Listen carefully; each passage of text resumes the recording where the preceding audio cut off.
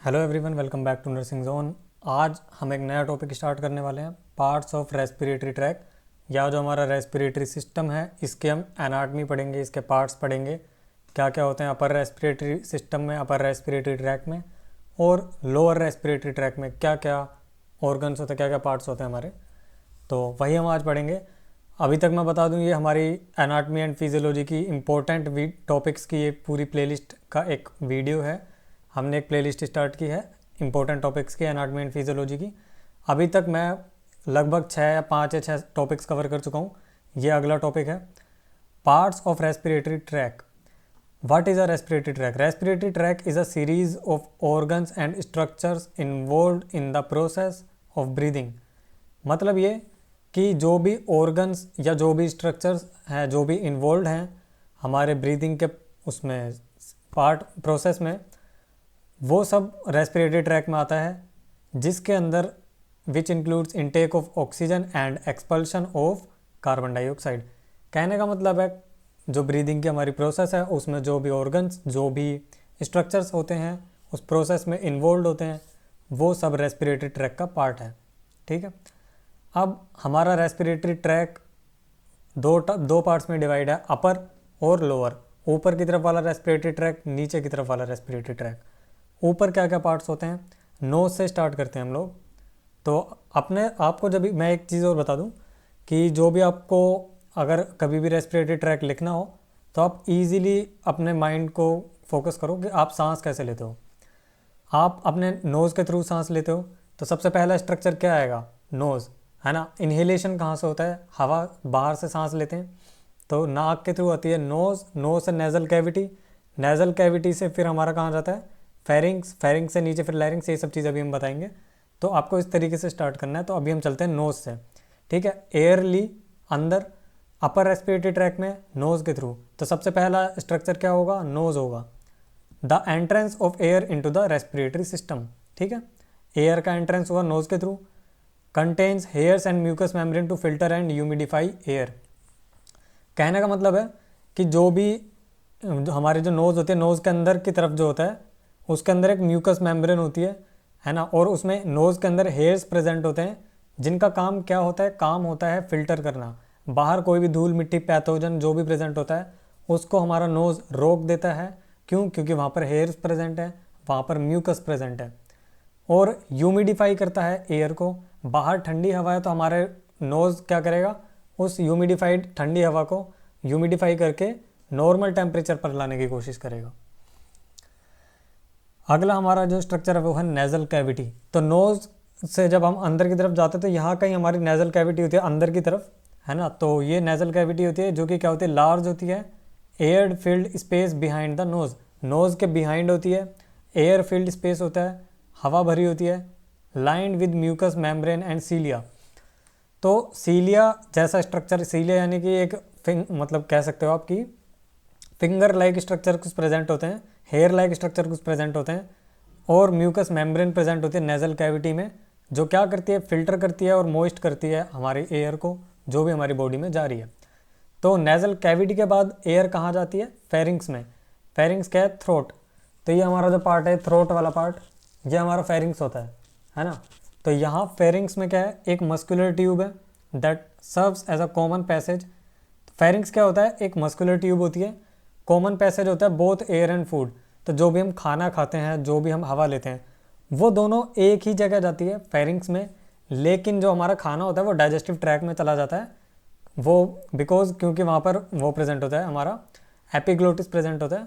तो वो क्या करता है? एपिग्लोटिस कवर कर लेता है हमारे लैरिंग्स वाले पार्ट को और उसको जो है फूड पाइप में भेजता है। लेकिन जो एयर होती है, एयर को वो नहीं रोकता। एयर जो है सीधा हमारे थ्रोट में जाती है गले के थ्रू। ठीक है। तो फेरिंग्स क्या है? फेरिंग्स एक मस्कुलर ट्यूब है जो कि कॉमन पैसेज है, पैसेज बनाता है दोनों के लिए, एयर के लिए और फूड के लिए।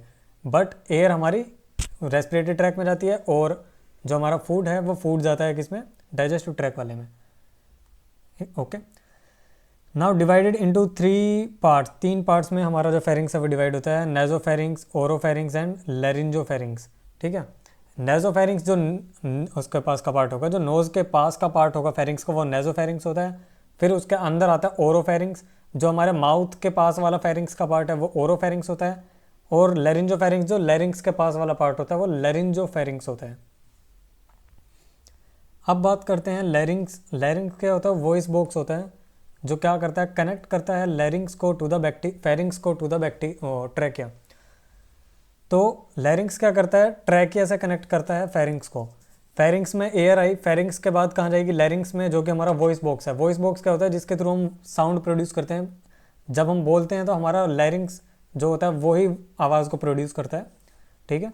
तो connects pharynx to the trachea, trachea से कनेक्ट करता है। Contains vocal cords for sound production, इसके अंदर वोकल कोड्स होते हैं, कुछ स्ट्रक्चर्स होते हैं जो साउंड प्रोड्यूस करने में हेल्प करते हैं। तो साउंड प्रोडक्शन के लिए कौन सा स्ट्रक्चर रिस्पॉन्सिबल है, एमसीक्यू बनता है, यहाँ से बन सकता है कि कौन सा स्ट्रक्चर साउंड प्रोडक्शन के लिए रिस्पॉन्सिबल है ना। तो उसमें ऑप्शन में लैरिंग्स ज़रूर होगा। तो लैरिंग्स हमारा वो स्ट्रक्चर है जो साउंड प्रोड्यूस करता है। यहाँ डायग्राम में आप देखो, ये है एपिग्लोटिस। ये क्या काम करता है पता है? फेरिंग्स यहाँ पर था। अब हमारा जो माउथ होता है, ये हमारे सपोज करो माउथ है और ये हमारी नोज़ है।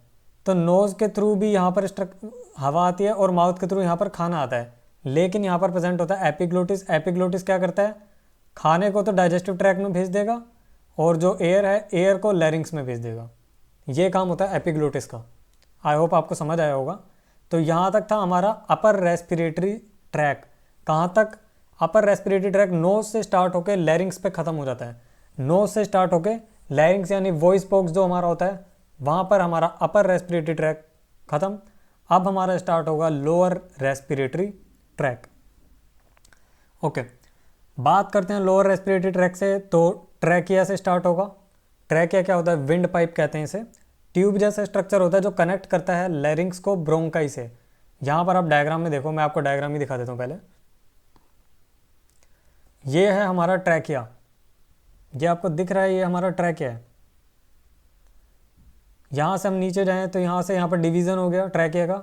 एक तरफ ये स्ट्रक्चर जा रहा है जिसको कहते हैं ब्रोंकस, और ये वाला दूसरा ब्रोंकस, ठीक है। अब ब्रोंकस में भी क्या होता है, ये फर्दर डिवाइड होता है बहुत ज़्यादा। Primary bronchiole, secondary bronchiole, tertiary bronchiole, और बहुत सारी चीज़ होती हैं। ये देख सकते हो आप, ये ब्रोंक्योल। तो ये जो भी जा रहा है ना, ये यहाँ से देखो, ये गया, ये हमारे सेकेंडरी ब्रोंक्योल हो गए। ब्रोंक्योल वो प्राइमरी था, ये सेकेंडरी हो गया। जब सेकेंडरी और ज़्यादा डिवाइड होगा तो वो टर्सरी बनाएगा, और फिर लास्ट में हमारा क्या आ जाता है स्ट्रक्चर। ये देखो, ये जो स्ट्रक्चर है ना, ये बैग लाइक, या आप कह सकते हो ग्रेप जैसा जो स्ट्रक्चर है, बल्जिंग से स्ट्रक्चर, ये हमारा एल्व्यूलाई होता है। ये सब हमारा एल्व्यूलाई होता है, ठीक है। ये जो आपको येलो कलर की लाइन दिख रही है, ये हमारी एक कैविटी होती है, प्लूरल कैविटी। इस कैविटी के अंदर क्या भरा होता है? Pleural fluid. यहाँ पर आप देख सकते हो ये लिखा प्लूरल फ्लूइड, जो हमारे लंग्स को कवर करता है, ठीक है। तो हमारा ये लंग्स है पूरा। लंग्स के बाहर की तरफ की जो कवरिंग है वो क्या है? Pleural membrane.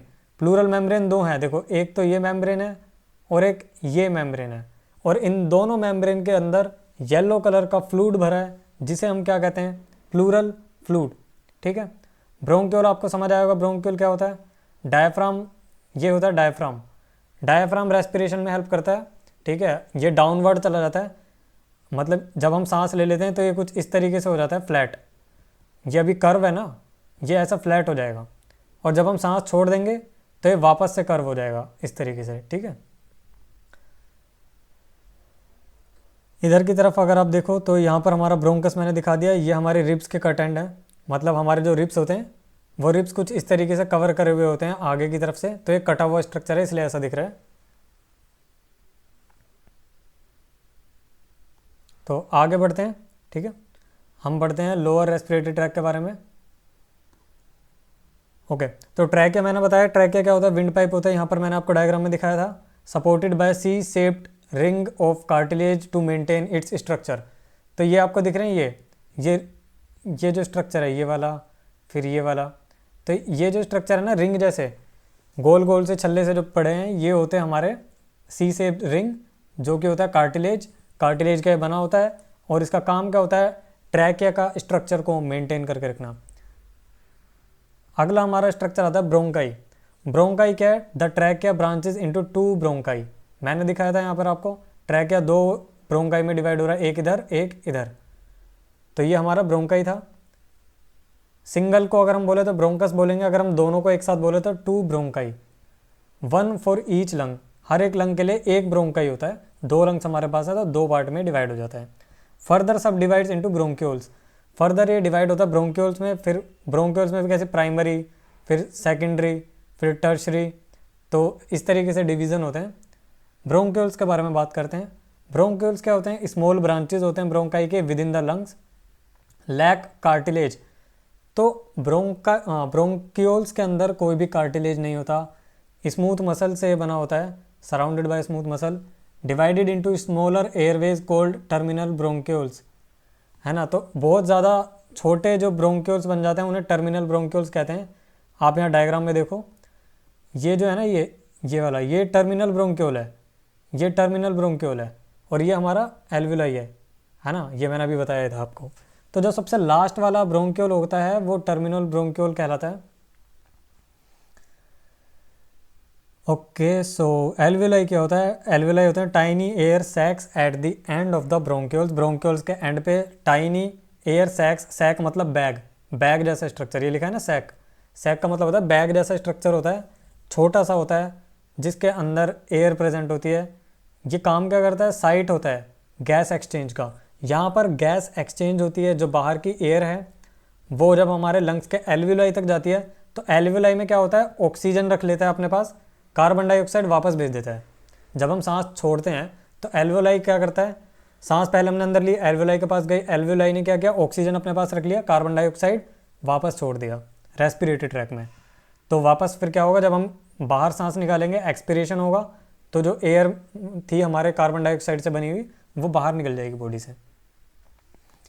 लंग्स मैंने आपको बताया, लंग्स पेयर्ड ऑर्गन होते हैं, 2 होते हैं, यानी कि पेयर्ड होते हैं, that house the bronchi, bronchioles and alveoli, जिसके अंदर एल्वुलाई, ब्रोंक्यूल्स, ये सब चीज़ें प्रेजेंट होती हैं। Surrounded by protective double layer membrane called pleura, मैंने बताया था प्लूरल लेयर एक प्रेजेंट होती है ऊपर, और वहाँ पर प्लूरल फ्लूइड भी भरा हुआ होता है। प्लूरा क्या होता है? प्लूरा मेम्ब्रेन होती है जो सराउंड करती है दोनों लंग्स को, and lines the chest cavity, chest की कैविटी को लाइन करने का काम करती है। कंसिस्ट ऑफ वाइसरल प्लूरा, है ना, visceral pleura and the parietal pleura. अब ये वाइसरल प्लूरा और पैराइटल प्लूरा क्या होता है वो मैं बताता हूँ। वाइसरल देखो जो है वो लंग से कनेक्टेड है, और पैराइटल चेस्ट से। अभी दिखाता हूँ डायग्राम में, ये देखो, ये हमारा है जो लेयर, ये चेस्ट से कनेक्टेड है, और ये वाला जो लेयर है प्लूरा का वो लंग से कनेक्टेड है, ठीक है। तो एक चेस्ट से और एक लंग से, तो जो हमारा लंग्स से कनेक्टेड है वो कौन सा लेयर होता है? वाइसरल प्लूरा, और जो चेस्ट से कनेक्टेड होता है वो पैराइटल प्लूरा। तो प्लूरा आपको समझ आया होगा। तो स्ट्रक्चर्स के अगर हम बात करें तो यही मेन स्ट्रक्चर्स हैं, ये पार्ट्स हैं हमारे रेस्पिरेटरी ट्रैक के, अपर रेस्पिरेटरी ट्रैक और लोअर रेस्पिरेटरी ट्रैक के। मैंने ज़्यादा डिटेल में नहीं बताया बिकॉज मैंने शॉर्ट नोट्स बनाए हैं इंपॉर्टेंट टॉपिक्स के लिए। अगर आपके पास एग्ज़ाम के लिए टाइम कम है तो आप इतना भी पढ़ लो तो काफ़ी वो होता है, बेनिफिशियल होता है। अगर आपने कुछ ना पढ़ा हो तो, अगर आपने पढ़ा हुआ है तो एक ओवरव्यू लेने के लिए काफ़ी इंपॉर्टेंट था ये टॉपिक, और आई होप आपको समझ आया होगा। ईजिली आप इसमें और भी पॉइंट्स ऐड कर सकते हैं, नो डाउट। तो एग्ज़ाम में जो है रेस्पिरेटरी ट्रैक से क्वेश्चन पूछे जाते हैं, और एनाटॉमी जो है पूछी जाती है, तो उसमें आपसे पूछ सकता है कि अपर रेस्पिरेटरी ट्रैक के पार्ट्स बताओ या लोअर रेस्पिरेटरी ट्रैक के पार्ट्स बताओ। अपर के तो बहुत कम पूछेगा, बट लोअर के जो पार्ट्स है, लोअर रेस्पिरेटरी ट्रैक काफ़ी इंपॉर्टेंट था। प्लस लंग का ये जो डायग्राम है, रेस्पिरेटरी ट्रैक का ये जो डायग्राम है, ये काफ़ी ज़्यादा इंपॉर्टेंट है एग्ज़ाम के पॉइंट ऑफ व्यू से। तो आई होप आपको वीडियो अच्छी लगी होगी। वीडियो अच्छी लगी तो प्लीज़ चैनल को लाइक कर देना, वीडियो को लाइक कर देना, चैनल को सब्सक्राइब कर लेना। अगर आपने ये नोट्स अभी नहीं बनाए हैं, मतलब लिखे नहीं हैं, तो आप ये परचेज़ कर सकते हैं मेरे चैनल से। टेलीग्राम पे मुझे मैसेज कर देना या फिर इंस्टाग्राम पे मुझे मैसेज कर देना, वहाँ से आप ये नोट्स परचेज़ कर सकते हैं। मिलते हैं अगले वीडियो में, लिंक मैंने डिस्क्रिप्शन में दिया हुआ है। मिलते हैं अगले वीडियो में। अगला topic male reproductive system start करेंगे। Okay, see you in the next video.